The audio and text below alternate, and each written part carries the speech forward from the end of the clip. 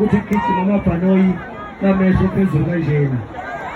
Uma umehlo ugijima phezulu kanjena kukabili uzo-appreciate inkosi kaMaskandi noma khona isela uzokubopha namhlanje.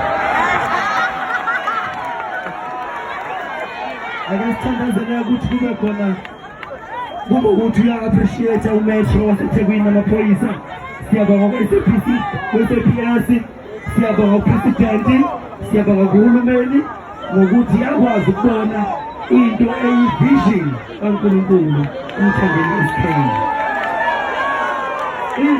Into engayiphili impilo eyi-fake, into yaphila ehostela, into yaphila emkhukhwini, into yaphila ehostela agcwele emkhukhwini, izomana nje emkhukhwini ibuyela hostela, ifika hostela ibe yinsizwa.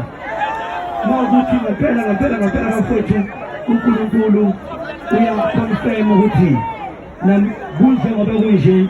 Siyabonga kakhulu bafowethu, ngicela seseshe ingoma phansi siyoperforma. Siyabonga.